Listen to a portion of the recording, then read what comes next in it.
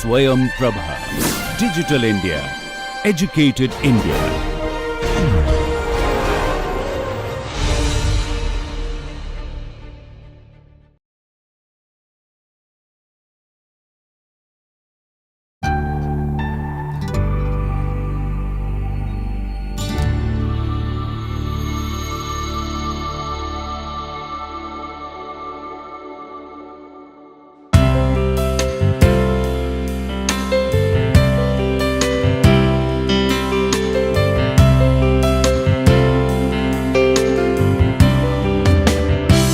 Welcome to lecture 37. In the last lecture we started discussion on the few elements of the urban environment. We had a discussion on air quality, water quality, the soil quality, the sound quality of the city or the urbanized area, and how we can plan and mitigate the adverse effect of the bad quality of water, air or sound. And then we discussed that there is another element which is land and land cover, where basically when we urbanize we cover a significant amount of land with built up areas by buildings, by infrastructure. So therefore we hamper the green environment. So green and blue cover on the surface of the land is very much important, and how we can maintain a balance between that that cover and we can do the better urbanization, that is what we are going to discuss today. So our subject for today's discussion will be managing urban environment, basically the mandates of the blue and green infrastructure. Within that we will try to discuss the component of blue and green infrastructure, and out of that what are the international and national mandates, and we will also show some practices in further lectures, but today we will limit our discussion only with the mandates. So basically blue and green infrastructures are like parks, green belts, squares, natural forests, wetlands and water bodies, lawns, green buffer, water retention and infiltration element, bioretention gardens, swells or shrubberies. And also there could be some elements which we create as a public convenience, or fountains, water jogging, cycle track, sidewalks, children parks, gyms, statues, open air theatre, sitting places, street furniture. So these also can be a part of the green infrastructure as an element which can be part of the green infrastructure. And if you see these elements very carefully, you will find that some elements are natural and some elements are man-made. Now out of the natural and man-made elements, how we can keep a balance, that is the main question for today's discussion. Now why we do blue and green infrastructure planning? Now when we urbanize, in the beginning we have told you that urbanization is basically conversion between the rural area and to urban area. Now what exactly does it mean? So urban area means, it is the implication is basically more population,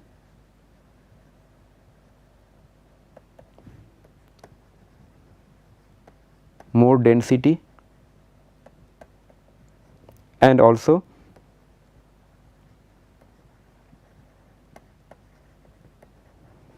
built up area.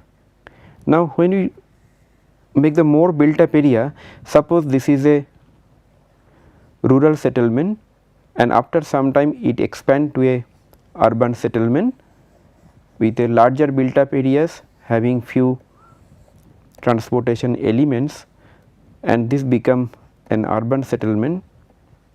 Now think about the spaces where I am putting few dots, that these spaces earlier was either green, okay, in terms of either agricultural field,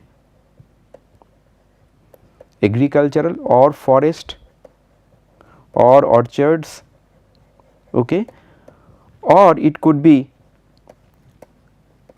water bodies. Now what kind of implications or impact will be there if we cover all the green areas, all the water bodies for making this conversion from rural to urban, if we cover all the areas, the immediate impact what it will hamper is that, right, say water bodies.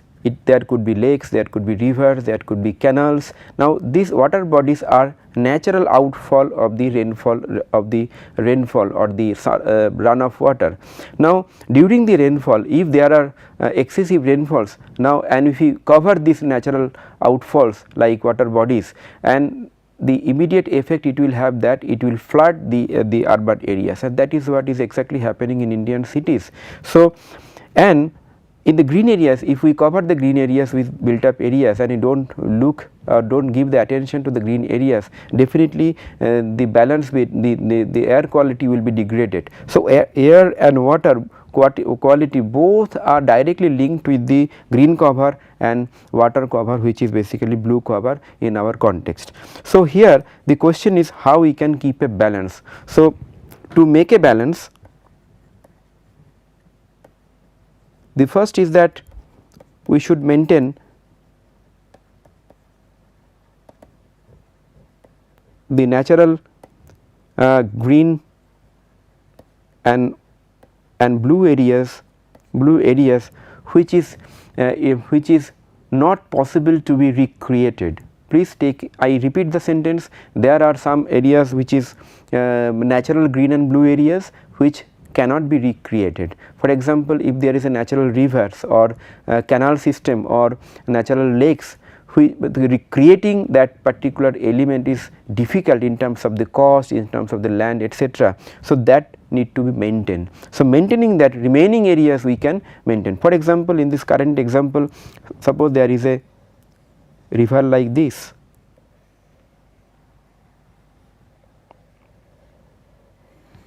So, this is a river and there are few lakes.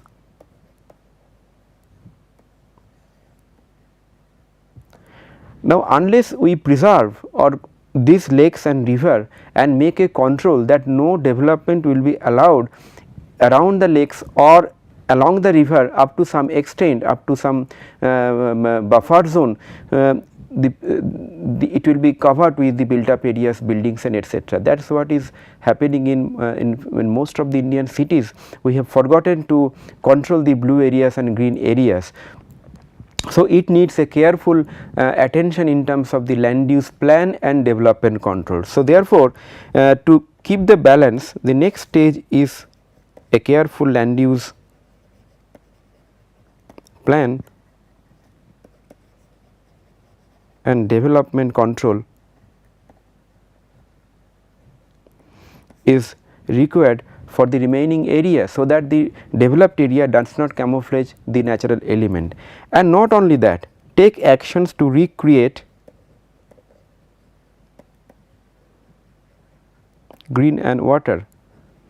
And there are technologies by which we can create some amount of the green in the urban areas, for example lawns, for example the roof garden, for example even in today's context there are vertical gardens also. Similarly, there could be created water bodies, created fountains, created various kinds of water retention methodologies are there. So, that can replenish some of the degradation or some of the impact of the development in the land cover, which can be replenished or recovered, whereas some of the green covers and the water which may not be recreated, that should be maintained. So, this kind of approaches is required in urban planning or when we develop the city. Now, based on that, why we are discussing this? We do everything in our cities during the planning time or during the development period, but most of the cases we have found that the important river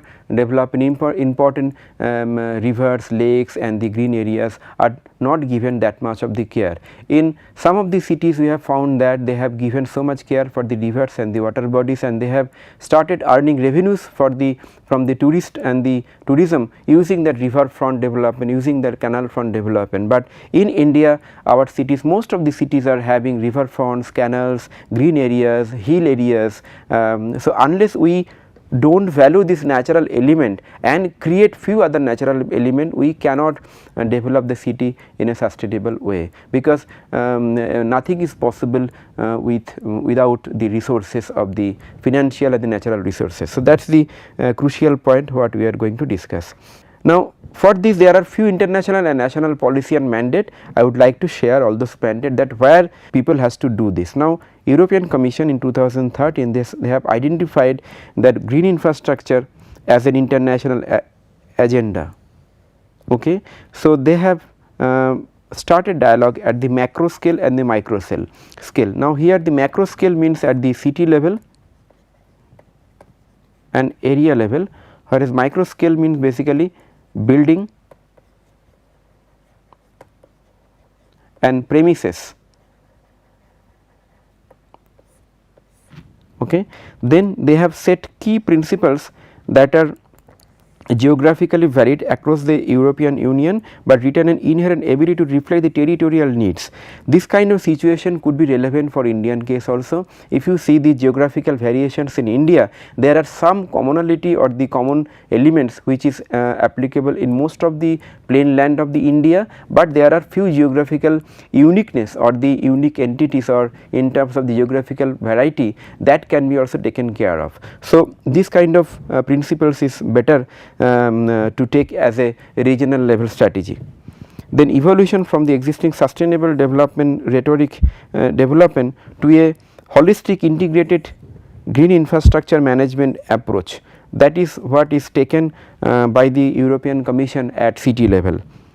Next, green infrastructure policy also they have taken a systems approach. Why? What is a systems approach? In the systems approach, any planning agenda is considered to be a combination of several subsystems. For example, if you consider green as a overall system, green infrastructure is dependent on so many things: land, water, the vegetation, many elements are involved. So, every subsystem is contributing to this overall system. So, that system approach is helping them to solve the problem or to create the plan in a holistic manner, in an integrated manner.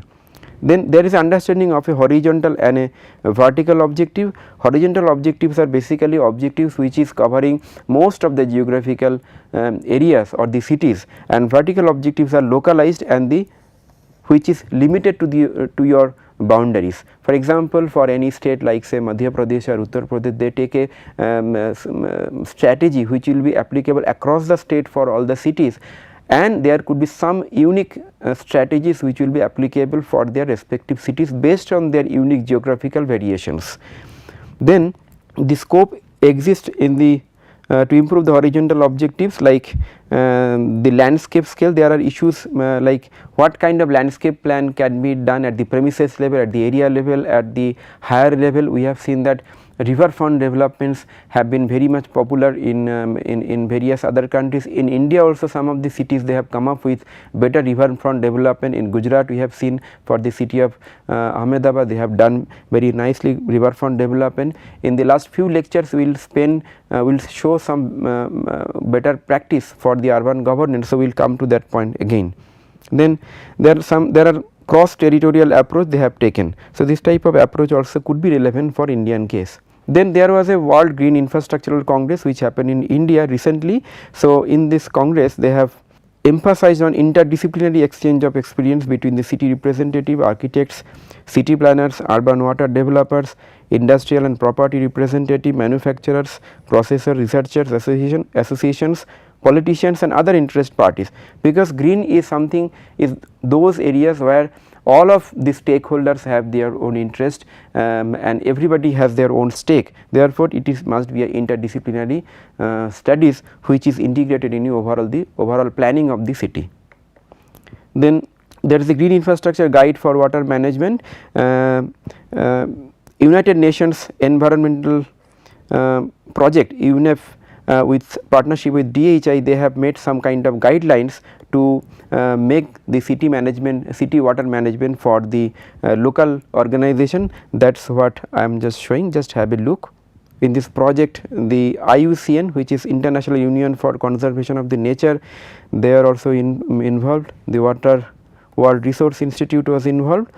So, this kind of discourses are there in international level. Then international mandates are there, like United States under their Environmental Protection Agency, they have taken similar guidelines or similar mandates to create and maintain the green infrastructure and the blue infrastructure. So, these are few other mandates. Okay. At the national level, so at the national level there are National Water Policy 2002, the Water Prevention and Control of Pollution in 1974, National Action Plan on Climate Change, the Environmental Policy 2006, Environmental Protection Act 1986 and Forest Conservation Act 1980. These are the major mandates and the legal provisions for the which controls the blue and green open space, not only in the city scale, also in the regional scale. So, just have a look of the each of the policies. I am not going to read each and every line, but you can just have a look. I will share all these documents. Then the Water Prevention and Control of Pollution Act 1974. This is a again amended in 1977, 88, 2003. Okay, so its basic objective was to promote equitable access, protecting aquatic and associated ecosystems, reducing and preventing the degradation, meeting international obligations. All these are connected provisions under this act. These are again continuation of the national level acts. The National Mission for Green India, that is another mission which is taken by the Government of India. Some of the provisions are there, you can see. So, Green India campaign is basically 6 million hectares for the afforestation in throughout the India. Not only that, they are going to utilize 6,000 crore for the afforestation management in the Indian cities. Then there are National Environmental Policy 2006. Under this policy, it recognizes the ecological services, water bodies, etc. Then action plan for water bodies, including the conservation, integration, then diagnosis of the causative factors, formulation and ecotourism strategies. These all we discussed earlier, but these are the mandate by the government. So, there are few objectives you can see. Similarly, in 1986 Environmental Protection Act, there are in this act, this act came after basically the Bhopal gas strategy. So, it aims to improve the and protect the human environment, most importantly to prevent the hazard from the happening and the causing damage. Now, there are in the cities there are man-made causes which also creates a problem. For example, the noise pollution, the chemical disasters, everything. So, this Environmental Protection Act also takes care of all those kind of man-made situation or the crisis in the cities. So, prevention, control and abatement of the environmental pollution, this was discussed earlier also. Forest Conservation Act 1980, this is another act which the main aim of this act is to preserve the forest, and there are few guidelines for the urban green spaces given in the URD PFI guidelines at every level, like cluster, neighborhood, community, district and sub-city center. There are organized green spaces. So, we should maintain these norms while making our townships. And urban planning, urban greening guidelines 2014, these also under town and country planning organization. So, your role under this mandate is to be aware and make others aware also, and from the awareness advocate for planning and control. Now, in this regard I would like to mention that most of the time the politicians or the elected representative, they may not be much interested to make a control, but if you can represent that a better controlled urban environment creates a better image, and that image will satisfy even the politicians and the public representatives image, then you can advocate in a better way about the urban environment. So, advocate the planning measures and the control, then make a systematic plan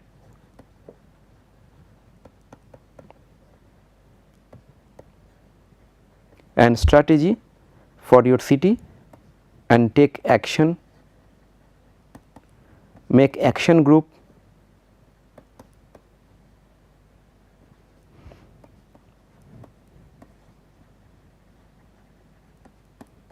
quality control, feedback and improvement. Then also do not forget to document your practice and share with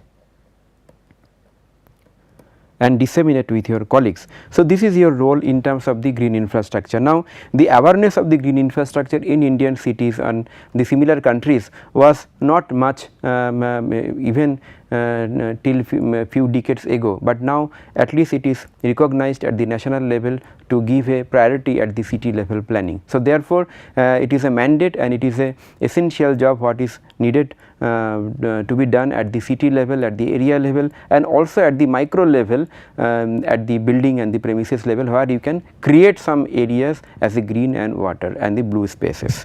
So, having said that, I would like to summarize today's lecture. Definitely I will show some of the practices under green and blue infrastructure in the few last lectures, along with the few other best practices in the urban governance. So, today we discussed few mandates of the blue and green infrastructure.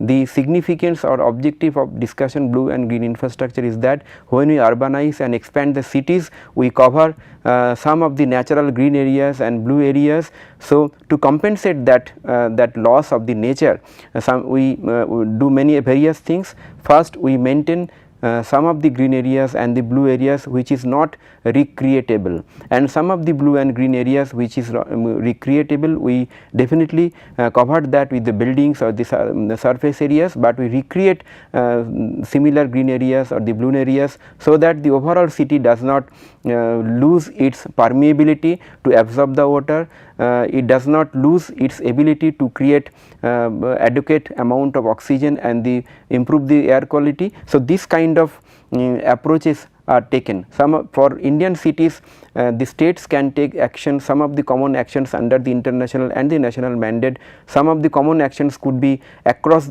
all the cities in a geographical variations, and some of the actions could be there which is unique for every city. Similarly, under the cities there could be some specific strategies for some specific zones. We have to be sensitive about the existing water bodies, existing green areas, forest and the orchard areas, small hillocks could be there. And we have to create similar type of areas at the premises, at the building level. We can create horizontal, vertical, every surface of a building, the parking areas, any areas which even roads which is permeable and which can create as a green infrastructure as well. So, there are lot of discussion and lot of reference materials available on this subject. I will share some of those along with you, so that you can read and take the advantage of those materials. But definitely I hope that you will do something of, for the green and blue infrastructure in your city.